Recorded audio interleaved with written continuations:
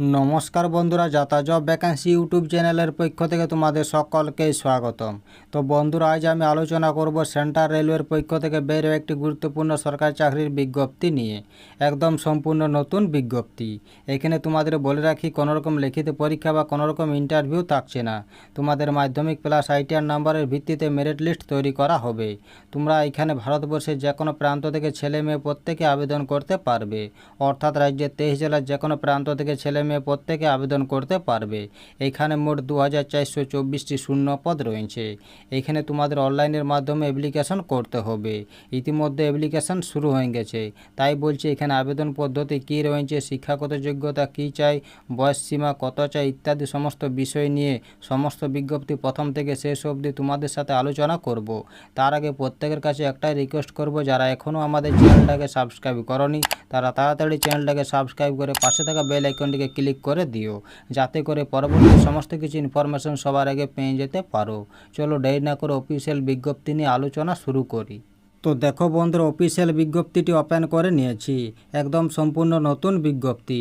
তো এখানে সবার প্রথমে তোমাদের বলি, এখানে মিনিমাম এডুকেশন কোয়ালিফিকেশন দেওয়া রয়েছে।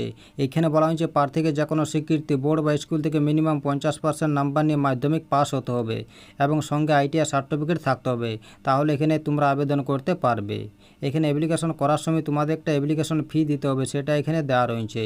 তো এখানে জেনারেল ওবিসি ডাব্লিউএস ক্যান্ডিডেটদের অ্যাপ্লিকেশন ফি দেওয়া রয়েছে 100 টাকা। এই ফিটি তোমাদের অনলাইনের মাধ্যমে প্রদান করতে হবে।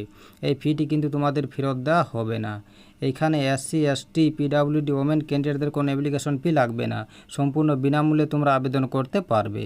চলো এবার দেখেন এখানে সিলেকশন প্রসেস কী দেওয়া রয়েছে। এইখানে মোড অফ সিলেকশনে বলা হয়েছে তোমাদের মাধ্যমিকের নাম্বার প্লাস আইটিআর নাম্বারের ভিত্তিতে মেরিট লিস্ট তৈরি করা হবে। তারপর তোমাদের ডকুমেন্ট ভেরিফিকেশন করানো হবে। এখানে বিভিন্ন ক্লাস্টার বা ডিভিশন অনুযায়ী ভ্যাকেন্সি দেওয়া রয়েছে। তো এখানে মুম্বাই ক্লাস্টারে মোট 1594টি ভ্যাকেন্সি রয়েছে।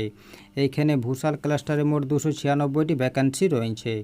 এইখানে পুনে ক্লাস্টারে মোট 192টি ভ্যাকেন্সি রয়েছে। এখানে নাগপুর ক্লাস্টারে মোট 114টি ভ্যাকেন্সি রয়েছে। এখানে সোলারপুর ক্লাস্টারে মোট 76টি ভ্যাকেন্সি রয়েছে। এখানে মোট 2424টি ভ্যাকেন্সি রয়েছে। চলো এবার দেখে নিই এখানে এজ লিমিট কত দেওয়া রয়েছে। এখানে এলিজিবিলিটি কন্ডিশন এজ লিমিট দেওয়া রয়েছে। এখানে মিনিমাম এজ দেওয়া রয়েছে 15 বছর এবং ম্যাক্সিমাম এজ দেওয়া রয়েছে 24 বছর। এই বয়সটি তোমাদের ধরা হবে 15 জুলাই 2024 অনুযায়ী।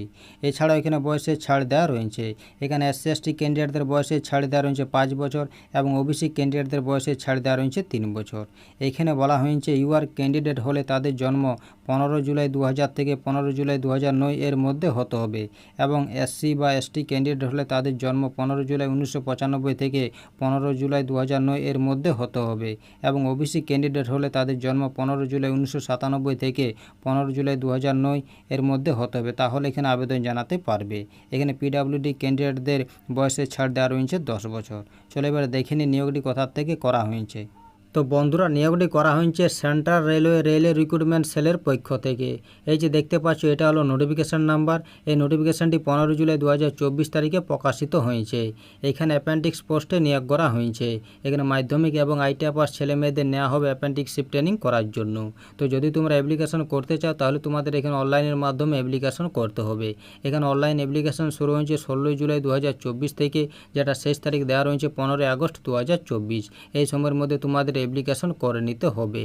এইখানে তোমাদের 1 বছর পর্যন্ত অ্যাপেন্ডিক্সশিপ ট্রেনিং করানো হবে এবং সেই ট্রেনিং পিরিয়ডে তোমাদের প্রতি মাসে 7,000 টাকা করে স্টাইপেন্ড দেওয়া হবে। তো যদি তোমরা অ্যাপ্লিকেশন করতে চাও তাহলে তোমরা এখানে অ্যাপ্লিকেশন করতে পারো।